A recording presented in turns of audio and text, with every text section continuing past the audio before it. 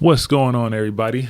It's TheSeanPaulDavis. We are here back at you with another one, and we want to get started by talking about my current 9-to-5, which is IT for the government. Now, like I stated before in the last video, when you first see me on this channel, specifically, I started doing junk removal with HWP Junk Removal. That was the name of my company. That's how I got money. And, that's what I did to create the channel and get the subscribers that I have now. With that being said, shortly, I say about 6 or 7 months into that, I got a job with the government doing IT work. So I was a system administrator / network administrator. I wore a lot of hats. Still do wear a lot of hats, currently working for the company that I do work for. So with that said, I have grew tired of being in the 9-to-5 world. And now I want to transition out of that to something else. So within the last year and a half or so, I got licensed up with life insurance, health insurance, and also got back into school to earn my business degree. I didn't get back into school just to earn the degree, the degree just to say I got a degree, but I got into school to actually learn a skill. So not only am I going to classes to pass them and get good grades, but I'm also studying to actually learn the materials and read between the lines that I need to know, so therefore I can be successful within the entrepreneurial world. Now, they do teach you, it is different from when I first started to do college back in 2008. They actually do teach you marketing, teach you different types of trade around the world. The world has changed, so they teach you more of the social media approach as well. So I'm actually glad that I'm in school at this point in time compared to where I was back in 2008. Since, I started the entrepreneurial role, I have, even before junk removal, I have started other businesses like a clothing company where I sit here and press the clothes myself. I still got my press set here that I can make shirts and things like that. That takes a lot of time out your day, so I quit. What else? I had a juicing company where me and my wife made juices, but I quit. What else did I do? I did a plethora of things, and all those I quit. And so when I look at the people who are successful, they have something that I never tried to do.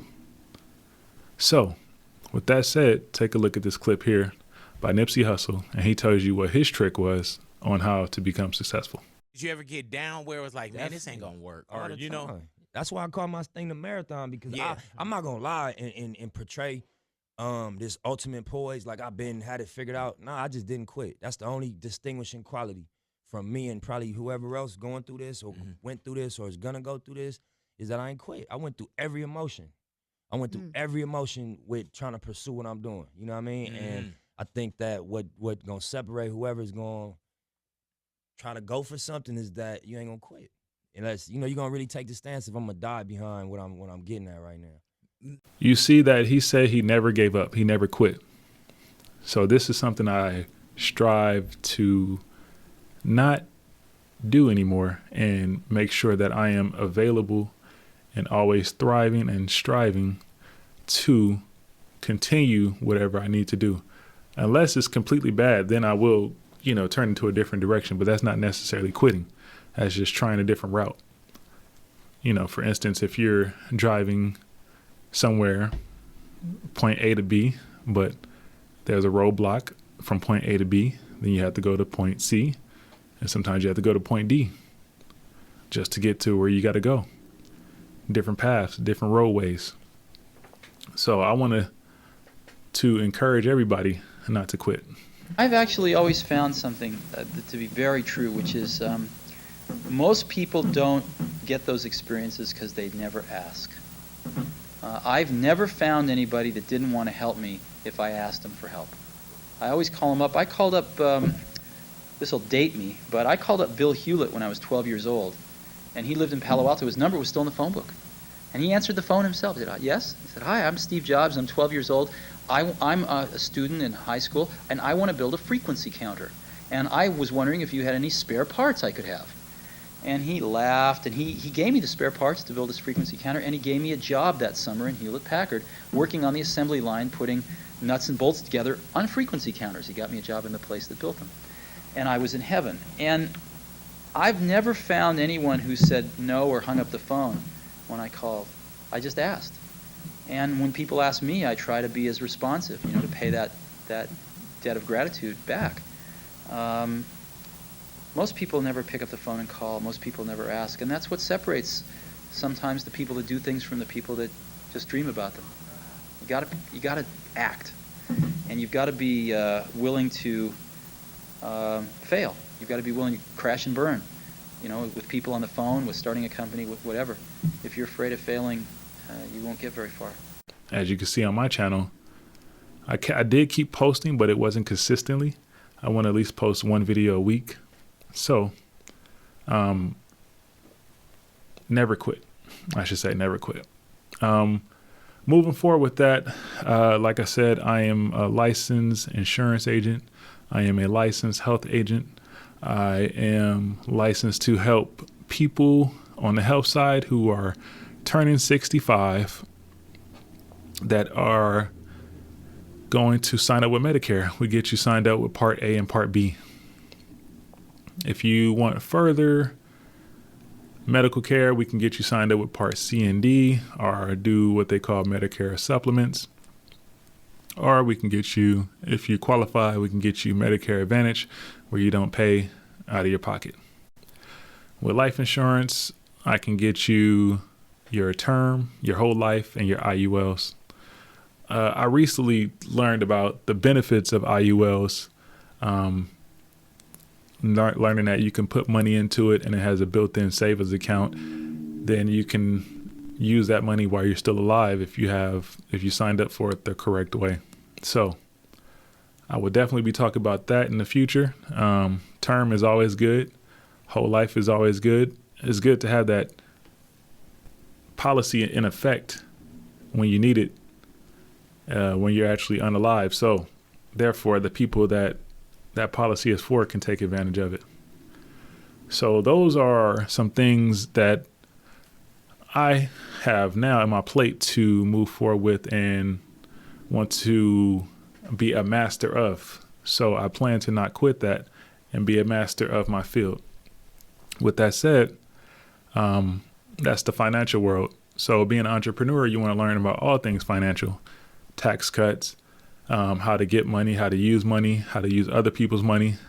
So with that, we want to transition over to this video with Robert Kiyosaki and listen to him talk on a jet, talk about how they use money and they actually use debt to make money. So let's look over to that. And from there, I'll be looking at it with you and we can do a live review of that video. So combined, we're over $2 billion in debt. There's a big misconception about debt that most people have. So combined, we're over about $2 ready to billion tell in you debt. about it. If you knew what money really is, the U.S. dollar and all fiat currency is debt. So to live debt-free, I would say, is almost impossible. Well, all of debt is money, and so it's just Correct. a matter of whose it is. It's my money or it's your money. And so the way the banks are set up is everybody puts their money into the bank in the form of a deposit, and then now that's a problem for the bank. It's actually a liability for the bank. It's the expense of the bank because It's not their money. They owe you interest on your money. So all you do is you go get it. OPM, other people's money. And what I was taught was that OPM. if you wanted to be rich, it took OPM, skills. Other people's money. Not a college education, Different ways but to skills. use debt And the number one skill, to make not money. number one, but Different one ways of to the use top debt to make skills, money. is how to use debt as money. Or saying another way is that I had to learn how to sell. And sales equals income. Look at the financial statements. people who can't sell have no heat. So the thing my one of the rich things you dad have used to to do. You have teach to know me how to was sell. that he said, when you look at somebody, you go, excuse me, is that my money in your pocket? So our job as entrepreneurs and as capitalists is how do we use debt and create assets that other people reach into their pocket and give it to us. That's what capitalists. Yeah, like for example, on this jet that we're on, you get 100% bonus depreciation. At least when I bought it, that's what it was. It's changed a bit, but that's what it was. You could buy a $10 million jet, finance it with 80% or $8 million, put $2 million down, and actually write off $10 million using debt. And you get tax breaks. We get tax Wow. break. You get a $10 million tax break, but $8 million of it is OPM or I other haven't seen people's these guys money. in It's jail yet, debt. so So I'm you gonna do have the to same thing agree with real with estate, what they're saying. except with real estate, you actually have tenants pay it off for you. So one of the things we could have done with this jet is we could have put it into a charter, and we could have had other people paying it off for us as they're flying it all over the place. But I didn't want to do that. It'd be So like they coulda buying a used new a car jet and handing it over to Uber. So for similar this to people particular jet, we're not going that to do that. does rental But properties. in real estate, that's actually what you do. And the jet and real estate are very similar because, as I hear so many poor people say, I can't afford it. I I used don't to say have that. the money. I I don't used to say have the that too. cash. That's why they're Yeah. poor. If they understood how to use debt Listen to this. Reframe your and mindset pay with these nothing questions. in taxes, they could afford a jet. But instead, because they've been in the program, these experts who say live debt-free, they just say, I can't afford it because There's always kind of two categories. There's good debt and bad debt. We talk about this a lot. So what a lot of people talk about is bad debt. So Good debt is often unfortunately, seen they as an believe debt investment is a in your bad future. word. This type of debt So is used to bad purchase debt assets that will is likely buying things appreciate that depreciate in over value or time. generate income. But even after we Bad debt bought refers this, to borrowing for items that it's do gone not up in generate value income or by appreciate over in at least value. $1 million This type of debt since often we bought it. includes high interest rates. And so this asset has appreciated. Now, there are reasons for that. But most people buy assets that depreciate, like new cars, for example, or they put things on their credit card, as an example. That's bad debt. But good debt is used for when people pay it off for you. That's the point of good debt. That could be anything. but that good debt makes you rich. Bad debt makes you poor. Some people say cut up your credit card. That's not bad advice. Or when this guy Dave Ramsey says live debt free, that's pretty good advice because they don't know how to use debt to get rich. Because I would say 92% of the people that work in planet Earth use debt to get poor. Rather than use debt, So you got the Affirm, buy the a piece- Klarna. I think what most people do is they buy a house. And there's nothing wrong with that, but most people's Credit financial net cards. worth is tied up in their own personal residence. So that should tell you something. But yet, right in front of their eyes, as they've paid off their own debt and they've grown their own equity over time, they just don't do that a second time with a renter. So essentially, they're the ones paying it off. But if they just use that exact same philosophy and started buying rental income property that produced cash flow, then they would actually be financially free. It's just the difference of investing in Main Street or Wall Street. and even good debt makes you richer. And why most people don't get that. So when I talk to highly educated people, they always say, I can't afford it, rather than how can I afford it? Because they went to school, they're very smart, and all this. Think about what the bank lends against. They're lending. And we started with nothing, too. Yeah, He wasn't born with a jet, I wasn't born with a right. Like, my jet was Southwest Airlines. But no, the truth is, like, a bank or a lender lends against something, and that collateral is actually what they lend against. So if you just got to think that way. So this is not having a great credit score and going and get a bunch of loans. This is actually finding an asset that somebody could lend against. Because ultimately, if you default that they Fractional get reserve this lending. jet back, and that's how they pay back their Putting debt. $10 into the bank. So the bank that's let how somebody debt borrow works. 9. It always starts with some kind of collateral, and hopefully that's not like a personal guarantee, because a lot of people get real trouble. Like that's what just happened with construction debt or bridge debt or floating debt, or maybe just some kind of a hard money loan. Those are typically personal, so those are really risky. What you want is debt that is not a personal guarantee, and you want something that the bank would take this back if I can't pay for it, let's say, and then they would sell it, that would pay back their debt. So it's always based on the asset itself. And again, it's like, it all begins with your attitude towards the whole thing. That's where it begins. Dave Ramsey is quite accurate. He says live debt-free. Because if you're not willing to study, learn, I mean, we're going to study, with George Gammon's event and other. We're constantly studying. We're constantly reading. Our friends are rich people because we're always studying. We're always reading. Our discussion on this flight is macroeconomics, not who's going to win the World Series. So it's who your friends are.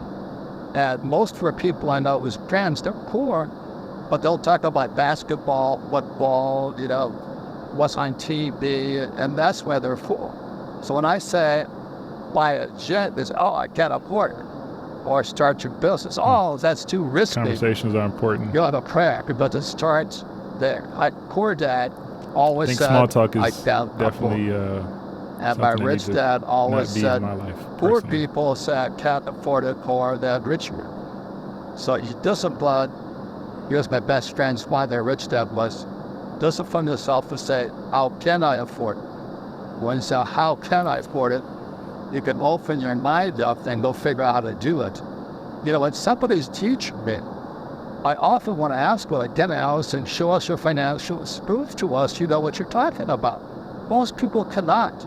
They have a lot of theory. They'll tell you how to do that, but choose it. Well, I think you got to look at solving the problem for the bank. So what would that be? When a bunch of people put money into a bank in the form of a deposit, it's a problem for the bank. The bank has to lend it out in the form of debt to other people. That's how the whole system works.